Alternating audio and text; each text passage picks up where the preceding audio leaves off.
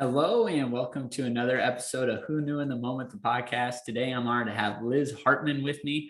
Liz is a do-it-yourselfer. So when you go check out her social media pages, you're going to see all different sorts of projects, and then your mind can start racing about how to do projects yourself. But I think a theme that's going to come through in our conversation today is when you follow a passion, you're willing to try it, and you're willing to learn, really cool things can happen. So Liz, thanks so much for being on today. Hi, Bill. Thank you for having me. Absolutely. So growing up, you had a passion for seeing things and then seeing what's possible for them. So talk a little bit about where that creativity gene comes in for you. Yeah, so I've kind of always been that way. I've kind of always been in a way that when I saw something, I liked it, but I knew that I could make it the way that I wanted it. Yeah. So I have very early memory of like grabbing a sweatshirt at a store and with the full intention of cutting off the sleeves and making it what I wanted it to be. My husband jokes, now he's used to it, but I'll buy a piece of furniture with the full intention of painting it. And the second that we get home, it's getting painted. And it would drive him nuts because he's like, why are you painting this beautiful? And I'm like, because that's not what I want.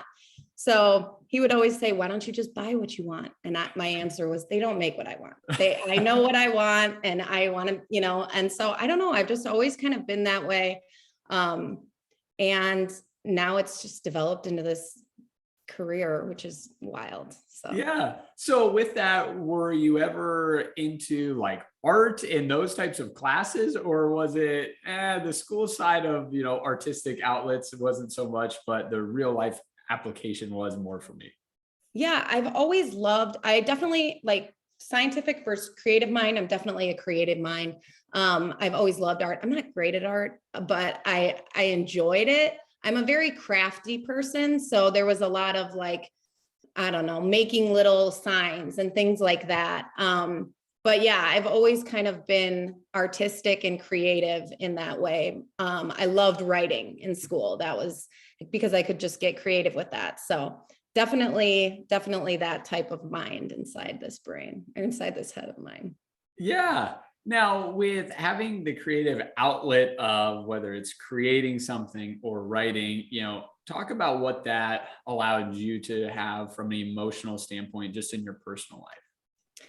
So well, what it's brought me is really learning what I'm supposed to be. Like this is Miss Liz did it, kind of started as a way for me to find myself. I had just had babies. I was a psych degree in college and I still find that stuff very interesting, but I didn't really have the desire to go forward with that.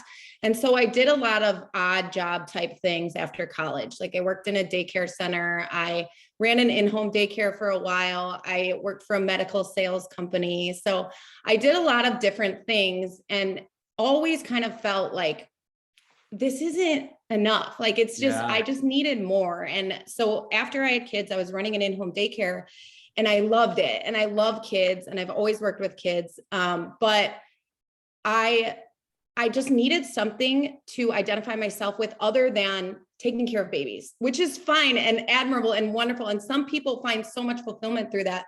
But I just knew that I wanted to just push myself a little bit more. I already knew I knew how to take care of babies. I'd been a nanny for years. I'd raised all these little babies. And so I just wanted to push myself. And so I started documenting my projects because that was just something I was already doing. And then I eventually learned, about the social media aspect of it. And so to answer your question, emotionally, it makes me really emotional because it's definitely changed me, like completely changed my life. My husband and I say that we can pinpoint the weekend where I decided, okay, I'm going all in on this. And we were like, this is what I'm doing. I'm going to chase this. And from that moment on, I was a different person. And I am a different person than I was.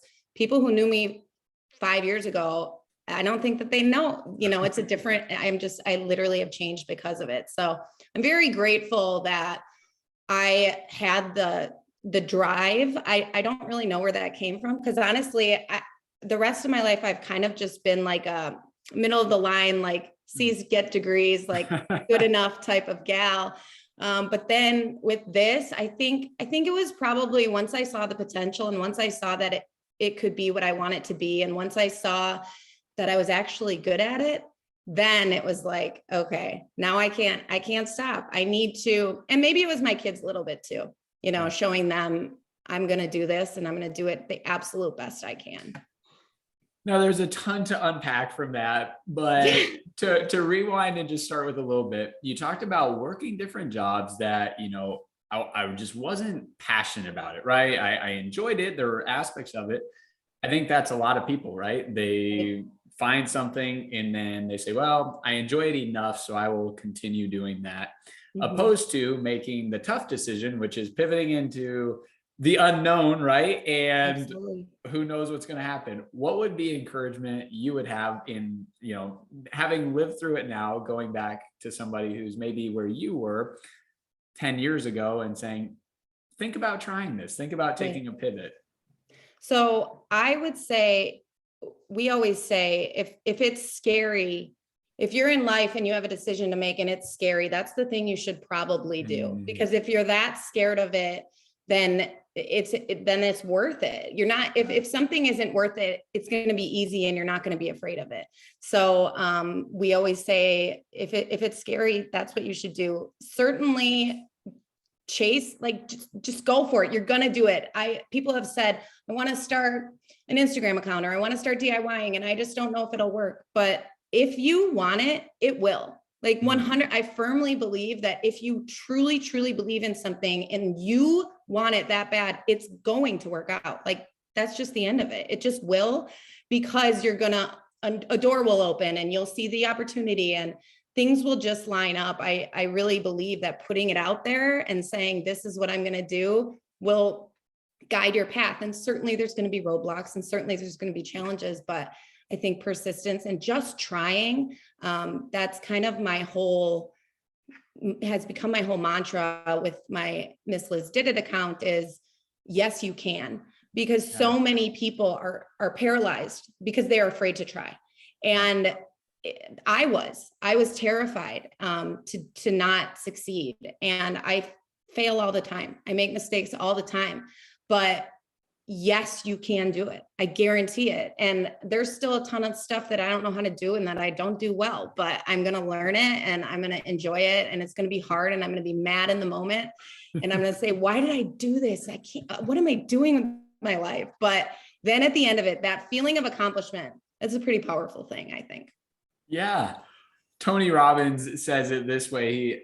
He was talking to someone and they said, I've come up with 32 different ways to attempt this and none of them worked. And he goes, well, then you need to find the 33rd one, right? Because somebody has figured it out. Yes. So there's always another option. You just haven't thought of the option yet. Yes.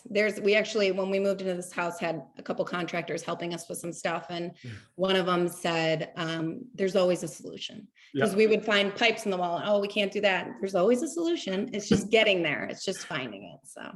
Yes. Now, you mentioned a husband, so let's rewind a little bit in the story and talk a little bit about the two of you meeting and how that came to be.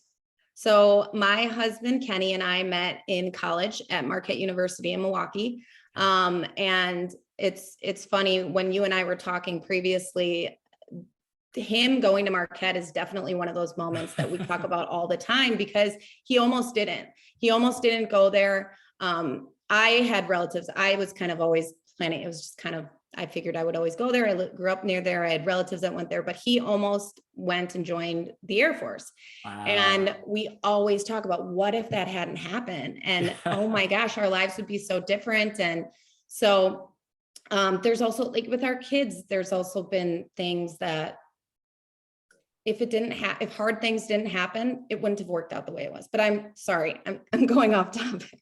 You're good. Kenny and I met in college. We were really good friends all through college. We didn't start dating until the very, very end. And then, so we were kind of like best friends, and then we were kind of on the fast track because we already knew each other so well. And so we got married like 2 years after, engaged a year after we graduated, or after we started dating essentially. And then we got married, and then we moved to Washington, DC. We lived there for a little bit. Kenny is a patent attorney, and he worked at the patent office in DC. So we were out there for a bit, and then we came home. He's from the Chicago area, so now we're back in the Midwest. Yeah. Now, as you're progressing through some of your changes of jobs, and obviously Kenny had his change of jobs, I think something that can get overlooked oftentimes is the person behind the person, right? Alongside the person that helps make things possible. And if not both parties are equally dedicated to the vision of one or the other, it's really hard for something like what you're growing and doing to succeed. So talk about, for you guys in your marriage, the support from one another on, hey, I support you in your career and you're supporting me in mine, and kind of the give and take and sacrifice that comes with that. Yeah, that's interesting because actually just recently, Kenny quit working as a patent attorney, kind of gave it all up and is all in on my stuff, which is just wild. That was, I mean, that now terrifying. That's terrifying, but no pressure. He's helping me build my business, and he also is starting his own, and he's representing content creators on the manager side. So, so I have encouraged him to do that, but he pushed me to not quit because I am such I want to do everything I do. I want to do it the best. I want to be the best at it, which is obviously not possible, but so much so that I don't even want to start something if I know I'm not going to be fantastic at it. Yeah. So in this, I wasn't always the best. I'm still not even close to the best. I wasn't always so great at it, and I am still learning. And there's so many times that I was like, forget it. I don't want to do it anymore. I'm never going to get there. I'm never going to be able to do it. And he is definitely the one that pushed me in the way that I need to be pushed too, because he would say things like, then quit. And I was like, wait, what? No, hold on a second. Wait. And he's like, seriously, if you're not happy, quit. What are you doing? And I was like, okay. And that kind of brings me back to, why am I doing this? Why did I start? And that was for me, and that was to find myself. And so you got to check yourself every once in a while, but yeah, I'm really proud of him. He's taking the lead now. We kind of took turns. And so it is definitely, you have to be each other's cheerleader. Otherwise it's easy to get down on yourself, especially when you're, building your own business. Yeah. Well, and I want to tie that back into a comment you had made earlier. And that is, I kind of say it this way: the difference between something being a goal and the difference between a commitment, right? A goal is something I hope it happens, right? Like it's out there, I'm working towards it. But when I'm committed to it, even when things get hard, like I'm in it, I'm in the thick of it, and I'm going to figure out a way out of, the muck that I'm in. So within that, hey, I'm getting frustrated with something, and he's kind of behind you saying, well, just quit then. But talk about being committed to what you started, opposed to just having a goal and if it happens, it happens. But no, I'm really committed to what I've set out to accomplish. Yeah. So I mentioned that we can pinpoint the weekend that I decided, okay, I'm doing this. So I was actually reading like a self-help, like self-encouragement, love yourself kind of book. And in it, the author said to pick one thing. Like if you're passionate about all these things, and I want to do this, and I want to do this, pick one and go all in on it. And we were out to dinner, and I was like, okay, that's it. I'm picking it. And I'm not going to go and work for a medical sales company next week. And I'm not going to, oh, maybe this will be good. I'm going to go all in on this. I was very lucky that we were in a position that I could do that. And that if I failed, it would be okay. But again, I knew that I wasn't going to, because I was just so determined to do it. I still am. It's not even close to what I want it to be, but just picking one and really committing to it is vital. Now we have no choice. I mean, now we can't, we really can't change our minds now, but I mean, you get one life. And so it's kind of like, do what you love. So that's our kind of mindset. Yeah. Now you talked about almost a shift in you when you started doing this versus any other type of a job. And what this is these do-it-yourself projects, like pretty much anything that can be done in a house or with furniture, Liz has done. And so what about it, was this different feeling of fulfillment versus maybe what you had felt in previous jobs or vocations you'd been doing? Yeah, so I think building in particular, looking at something and saying, I made that and that feeling of accomplishment and that feeling of, I did not think that I could do it. I tend to be, I like to call myself a realist. Kenny likes to call me a pessimist, but I tend to have a kind of like, I like to set myself up for, I'd rather not be disappointed. And so I tend to look at things like that. So, which isn't always the best thing, but I will go into a project being like, there's no way I'm going to do this.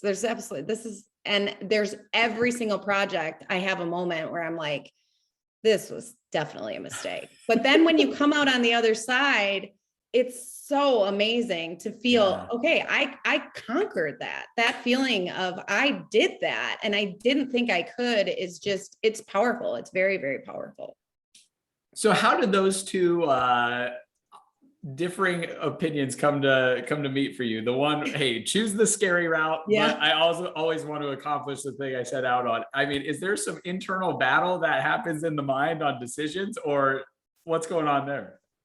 Every day, but I've also always been a really impulsive person. And so I think in a good way. So I've never had trouble. People will hem and haw over a paint color for a week. I'm just not like that. I always know that's what I want.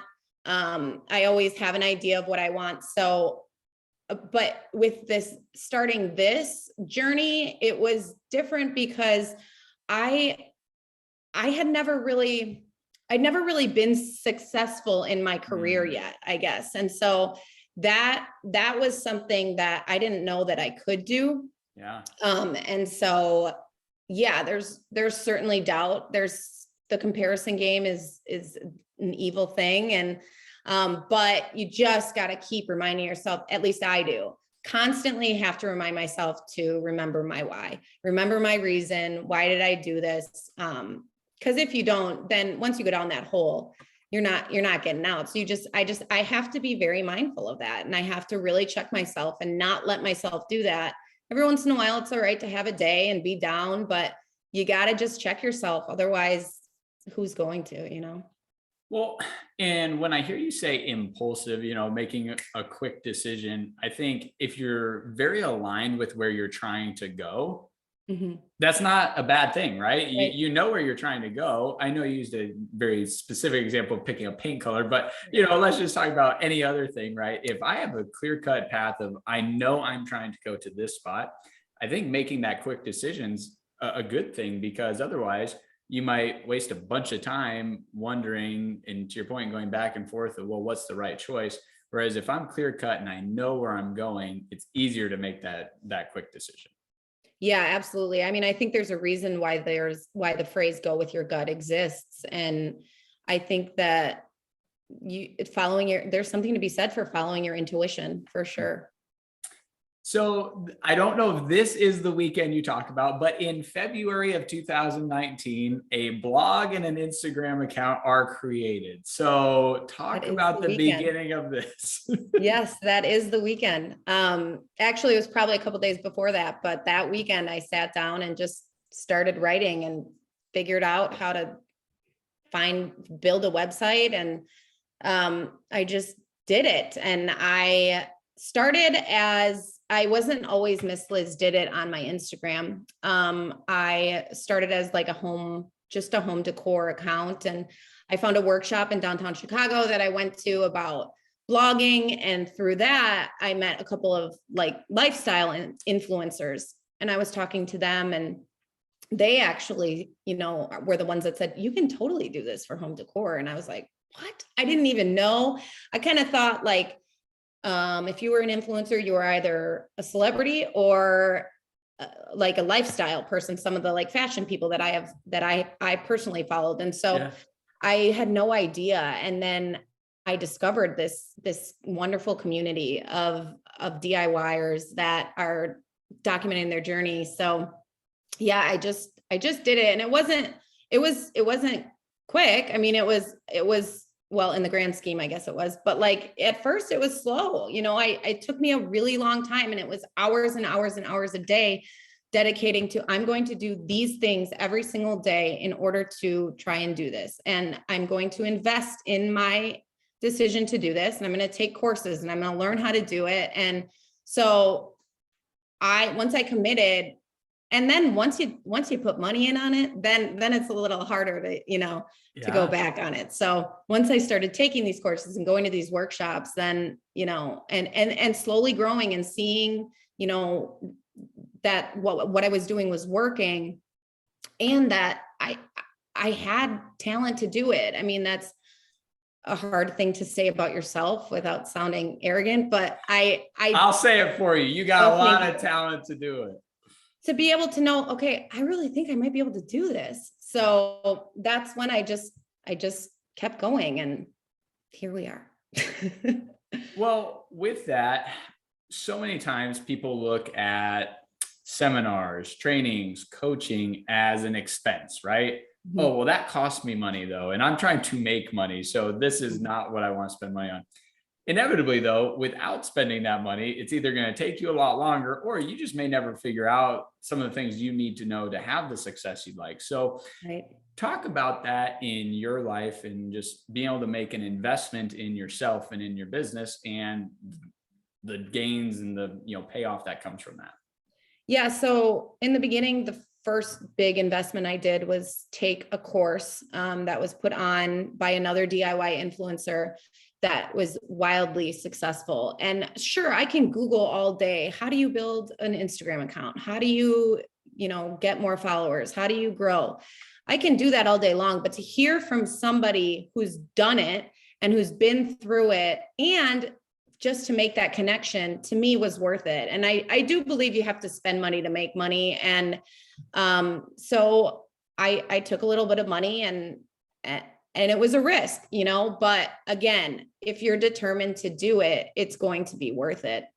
I really do believe you do have to invest in your business. Just like if you're opening a retail shop, you got to buy all the product. You have to. So you're not going to start out on top. You got to then make money, but it's just kind of, you got to look at it like that. Like you got to build your shop before you can start selling stuff. So, yeah.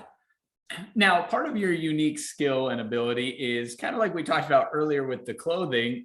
You can see something and have a vision for it. God's given me a lot of skills and abilities. That is not one of mine. What I see is what I see, and that's about it. Now, there was a kind of a cool chair that you had made, amongst many others, but I like the story of it.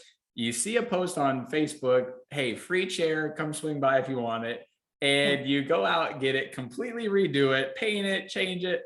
Talk about, some of these projects that you've been able to do, maybe smaller ones like a chair, but then bigger ones too, like rooms and things that you've done. Yeah. So that kind of stuff actually started because I like nice things, and I like I have expensive taste. I don't mean to. I do not mean to do that, but I do. Like if I had to choose a group of chairs, I guarantee you, and I didn't see the price, I would accidentally choose the most expensive one. It's just the way my mind works. I don't know. I have a gift. But so a lot of times it would be, oh, I want to decorate our house. I want this room to be like this. And we weren't at a place where I could just go and spend thousands of dollars and, buy whatever I wanted. And so I knew I can make that. I can make it at least look like that. And I still have that chair, and it's in my sunroom, and I love that chair. So then it's a piece of you too. So that's where that all started. And I don't always see it right away. A lot of times halfway through, I'll be like, oh, wait a second, what if I did this? Yeah. Or Kenny will come in and make a suggestion, and I'll say, that's ridiculous, I'm not doing that. And then in the end, I end up doing that. Yeah, so I generally have a vision, but I do get a ton of inspiration from other people. I mean, most of my stuff is from looking at other people's projects or pictures and then being like, okay, I want that, but I'm going to do my version of that and make it a little bit different. So. Yeah. Yes. Now, with something as large as a bedroom, Mhm. you have kind of a cool little loft thing that you built. Yes. But talk about, all of the skills that go into that. And I know you said, hey, originally I wasn't super skilled at using a saw and Right. different, equipment, but you've learned it. So talk about what all goes into that. So the loft bed in particular, that was a huge woodworking project that was by far the biggest project that I had ever done. And so definitely planning, because I'm so impulsive, planning is not my strong suit, but it is important. It's very important. So drawing it out, figuring out, exactly what you need, figuring out your shopping list of lumber, YouTube is wildly resourceful. We call it YouTube Academy in the DIY community because if you don't know how to do it, it's going to be on there. So definitely use your resources, ask people, figuring out, okay, what piece of wood am I going to need in order for this bed to not fall down? And so figuring all that out. And then of course, learning how to use the tools, which are very, very intimidating. But once you know, they're not difficult. It's just, having the confidence is really important safety wise, because otherwise you could get really hurt. But so yeah, and a lot of the stuff I learned along the way with that. I learned so much about building, and I'll look at some of my old projects and think, wow, my finished work was not nearly as good as it is now. And just like anything in life, you just learn as you go and you get better each time. And yeah, so being able to kind of plan it is very helpful with DIY projects, especially large ones like that. Yes. So you started your blog, your Instagram, just like anyone else does, right? With 0 followers, and then it grows over time. Talk about some of the ups and downs of the social media growing for you, both between the blog and the social media accounts.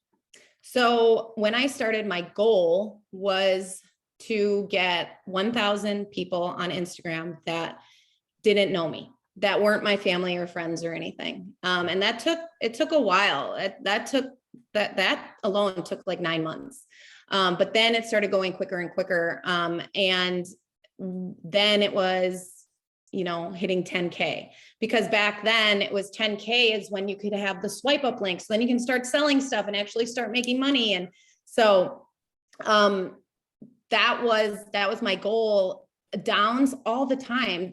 I think the hardest part of it is comparison, because you will see others fly past you and be like, what am I doing wrong? Or you'll hear about, or see and people talk about this all the time. You'll see how many likes they have and compare yourself. And it really it's scary and it's dangerous, especially for like kids, looking at that stuff. I could see how that's a tough thing. But again, really checking myself and coming back to my reason just kept me going. And I just really wanted to hit a goal on my own, doing something, and just be successful at it. And so I just kept going until I hit that 1,000. And then once I hit 10, I started making some money. And then and now, of course, then once you hit those goals, then at the top of one mountain is, the bottom of another. So now it's like, it's interesting how desensitized you get to things, but yeah, every single day I could very easily get down on myself because I'm not doing as well as somebody else. And that's for anything in life, really. And so it's just always checking yourself and coming back to that reason. Otherwise, you won't succeed if you continue to get down on yourself. Yeah. Well, all right. We have this goal, and you had broken it into really bite-sized pieces, right? I want to get 1,000 first, and then I'm going to get 10,000. You didn't just out of the gate say, all right, it's 1,000,000 or bust, right? It's like, no, let's get to 1,000, then let's get to 10,000. Talk about the power in breaking up a goal into smaller chunks that maybe helps you find and feel wins along the way to the bigger goal. Yeah. I think that's part of, being able to cheer yourself on. That's part of kind of the whole idea of take it day by day. A little win is going to be a huge part of a huge win. And every single one of those little wins I remember, and they meant the world to me. And I hope that they still will continue to in the future. And be realistic. You got to be realistic in your goals. So start small. And did I always have, oh yeah, that'd be great someday if I could, do XYZ. I still do. I did then. But let's start with this year. I'm going to close this many deals. This month, I want to do this many projects. And so setting yourself up for success is really important, and not being so hard on yourself, and knowing that the little goals, you put all those little goals together, and that's huge. So not belittling those and not taking them for granted, because they're all little pieces of the big puzzle. Nailed it. Now, the other side that happens as you continue to grow your account is exactly what you mentioned. Well, maybe originally I wasn't comparing myself to these larger accounts because, well, gosh, they're where they're at. I understand that's probably unrealistic to be there in a month or two.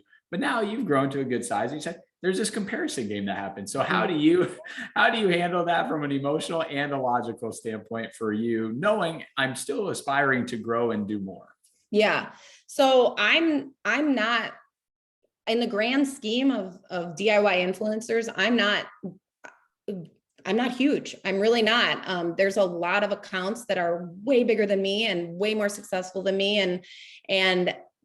But you got to but hold on, look what I'm doing. And that's great. And not everybody has the same goals either. And so some people's goals might be just to get a number. Some people's goals might be to make a certain amount of money. Some people's goals might be just to figure out how to work a saw, and that's totally fine. So just knowing that what I'm doing still is great. I will get there. You got to just focus on yourself. It can be so loud, and you got to just kind of put blinders on and know, like, what I have accomplished is great. And that's really important. I also feel very fortunate that the DIY community in particular is very close, tight knit. And we really, even though every single one of those girls are technically my competition, because we're all working against each other to get, the deals, we all build each other up all the time. We have a text message with a bunch of us on there, and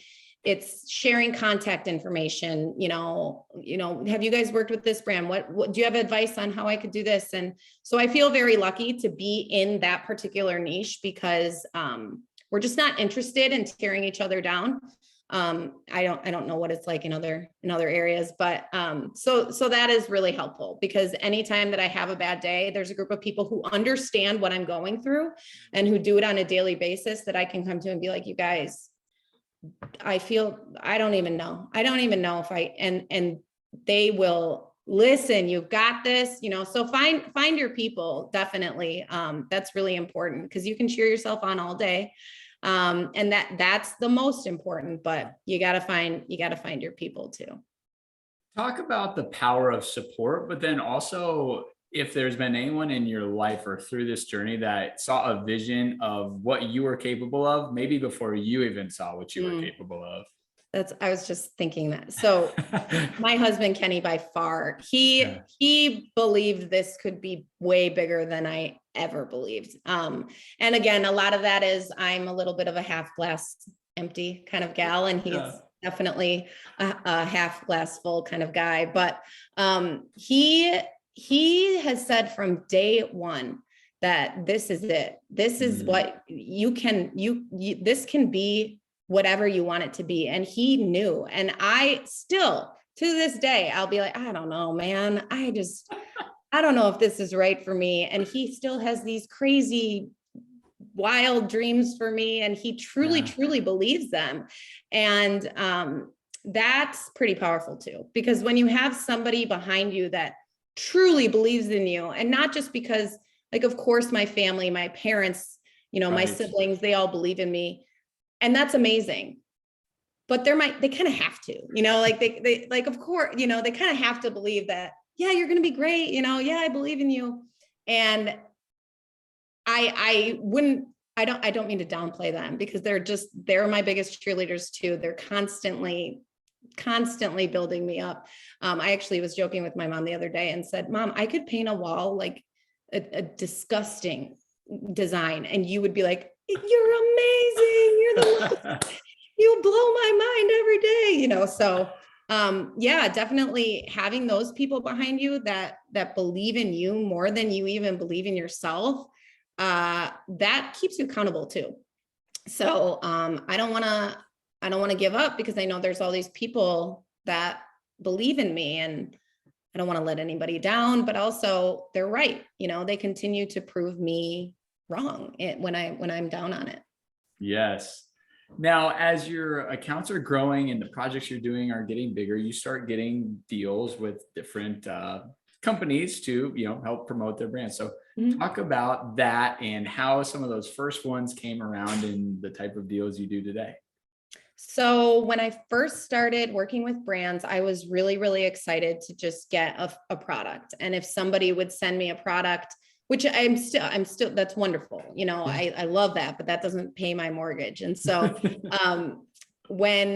so it starts out kind of like that. And there is something to be said for size and making money, on social media. But at the same time, now I think it's really developing into this whole new world. I mean, I think in 2020, most companies took 60% of their marketing dollars out of things like magazines, commercials, and put it into social media marketing. 2021, I think it was like 80 or 90%. I mean, so this is like where, and it makes sense. It's where people's eyes are. So that makes sense, but it's this new world that brands are trying to figure out. We're trying to figure out. There's no rules for it, which is interesting sometimes. Because there's not like an industry standard of how much money you're going to make, or like, oh, this kind of attorney might make this in this ballpark of money. So it's definitely different for everybody, but you start out with product, and then there's different like equations and algorithms for how much you should be getting paid per your audience and how many people you can reach and all these different things. So now I'm working with brands that it depends. They'll reach out to me or I'll reach out to them. If I have a particular product that I'd love to work with, I will reach out to them. And generally it's, it's a lot of negotiating. And I love that part, but at some point you have to, there's just not enough hours in the day. And so I now have a manager that helps me with that, which is really, really nice, because that allows me, especially with DIY, not only do I have to create the content, so I have to, video, then I have to edit everything on my own. Then I have to make it fun to watch. And then I have, so all of that, but I'm also doing the project. And so it's just very, very time consuming. And so it's nice to kind of have somebody handling that stuff. But yeah, it's crazy. And the amount of money that's out there amongst brands for influencers is insane. And that's why we continually in this DIY community say, like, we're not interested in being competitive, because there's definitely enough to go around. Every single one of us can be successful, wildly successful. And so there's no need to tear others down.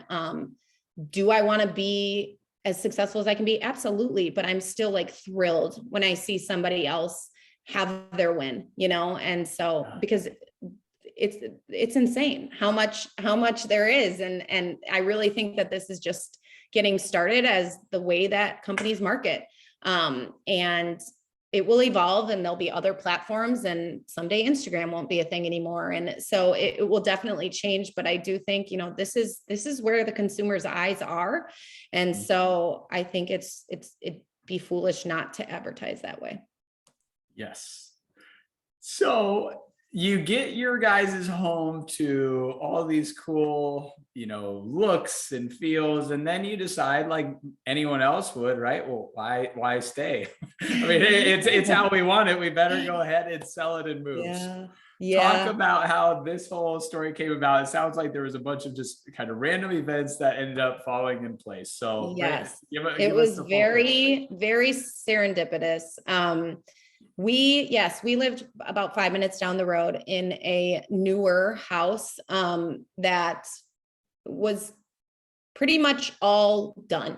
I had kind of gotten to the end of, well, what else could we do, but we weren't looking to move. I knew I'd figure something out. I'd, redo a project, do something else, go into other people's homes, figure something out. But I, as a hobby, like to peruse real estate just because I again, like I like to see what other people's houses look like, all that stuff. Well, I found this beautiful farmhouse. Well, I thought it was a beautiful farmhouse on 8 acres of land. Well, it was on 5 acres of land. And I fell in love. And I was like, oh my gosh, it was built in 1956 and it hadn't probably been touched since 1956. I mean, it was beautiful. It was beautiful for that time, but it definitely needed some updates, different flooring in every single room, pink walls, all kinds of things. And so I went and saw it immediately the next day without telling Kenny.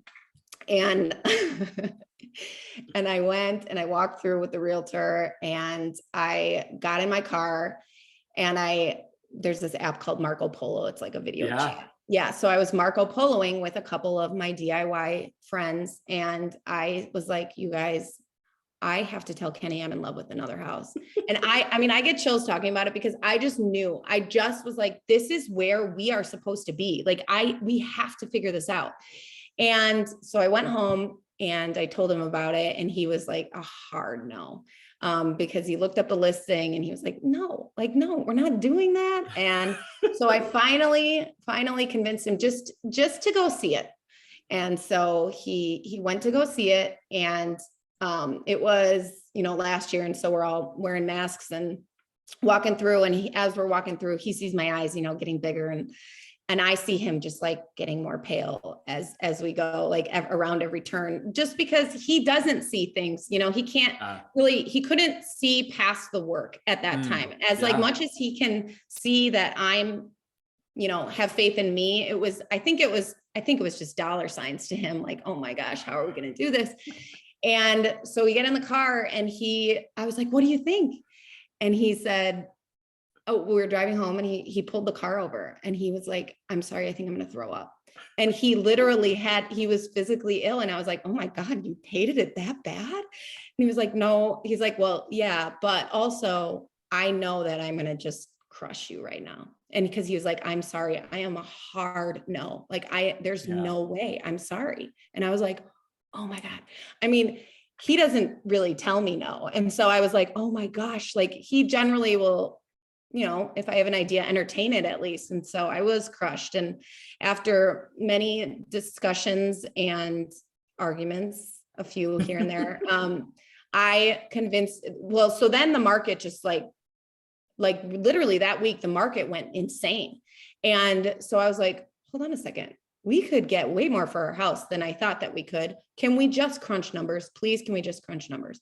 So then I got into that step. And so then we crunched some numbers and we figured out, wait a minute, if we can get this, then we can do this. And actually, this might be a little bit more feasible than we thought. And so we put in an offer contingent upon the selling of our house. And I did not tell our realtor, who's a very close friend of ours, or Kenny, but I wrote a letter to the seller and put it in her mailbox. And my realtor almost killed me. He's like, you don't do that without telling your realtor. And so I wrote her a letter. And at that point, we still weren't sure. I don't think we hadn't put in an offer yet when I wrote the letter because we had gone through it and I had said, I found out that they had gotten a couple of offers from developers that they had turned down. And so I was like, they want a family there. They love this house. They want somebody to love it. And so I just, in my letter said, I want you to know that I just want you to know there are people out there that will love your house. I don't think that I don't think it's going to work for us. I don't think we can swing it.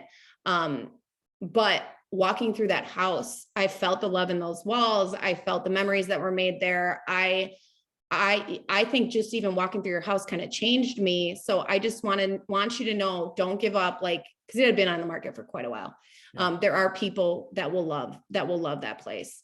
And I got an email the next day from her saying, they were not living in the house at the time. And she said, it's very odd because my son had gotten the mail that day, but I just wanted to stop by the house. So I did. And I found your letter in the mailbox. And she was like, so I think whatever forced you to drop that letter also forced me to stop by the house. And she was like, I just really encourage you guys to make an offer. And I was like, oh my gosh. So then we did. And we joke to this day with our realtor, like it all started with a letter and all because of a letter you didn't want me to write. And so then it all ended up working out. And then on top of that, they had a little carriage house next door that they didn't want to accept offers on until they had sold the main house. So then once we were under contract, they offered that to us, which we were like, whoa, hold on a second. Now we're buying 2 houses.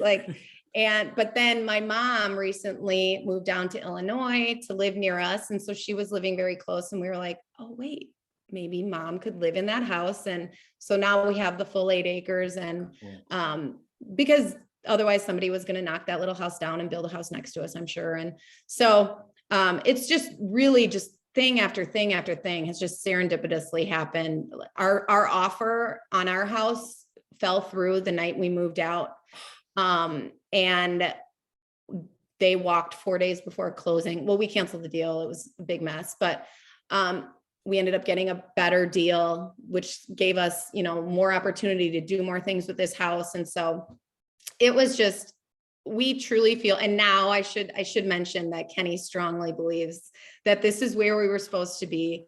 And yes, he is on board. He might even, I don't think he loves it more than me, but we love it so much. And we just feel that this is where we're supposed to be. It's a really cool little area because we have all this land, but we're in a neighborhood. We're not in the middle of nowhere. So our kids get to grow up like they're in the country, but then they can run to the neighbor's house. And so it's just really an interesting thing. We have a 7,800 square foot barn that we have no idea what we're going to do with. And people, say, why'd you buy that barn? Why'd you buy that place? What are you going to do? What are your plans? And my answer is always, we didn't buy it to do something with it. We bought it for us. We bought it because, this is what I want. This is where I want my kids to grow up. This is where I want to be able to build this for my family. And so that my grandkids are like, man, I'm so glad Grandma and Grandpa bought that place, And so that's why we did it. That's our reason. And a lot of people think we're insane, and that's okay. But it's really transformed. We were here almost a year, and it's really cool to look at the old pictures and say, wow. And the owner and I are still pretty close, and we chat, and she comes over and she brings my kids gifts. And that's so cool. Yeah, the first time she came over, I was so scared. I was so nervous. I was like, oh my God, what if, because she lived here for 34 years. I was just afraid she was gonna be like, what did you do? That beautiful bookcase that meant so much to me or something, Yeah. And so, but she was just like, well, she was speechless. And I was like, oh no. I was like, are you okay? And she's like, this is unbelievable. She said, you've brought life to our house again. And so it's just, we just really feel like this is where we're supposed to be. And this is part of our story. So yeah, we feel lucky. Yes. Liz, are there any other pivotal moments that you want to make sure to highlight about your story as you reflect back on it and the, amazing things that have led to where you're at today? Again, I think it's just all the little moments, just remembering all of those and not taking them for granted. They're all such a piece. And I'm excited. I don't know what's next, but I still have that passion and that fire, and I'm not even close to stopping. So it'll be fun. It'll be fun to see how this can evolve. It'll be fun to see how my house changes. And so I would say just all of them, really just all add up and mean the world. So. Yes. Well, Liz, I want to say thanks for being on the show today and sharing your pivotal moments. And it's so amazing. And everyone listening, I guess my encouragement to you would be, take some time to think about where you're at and where you want to be, and figure out what's that passion project that you have, and then be willing to immerse yourself in it and take the steps to get there. Because as Liz mentioned, when you're passionate about it, you're going to figure out a way to do it. And we only get to do this life once. So that's an opportunity. So thanks again for being on, Liz. Thank you so much for having me.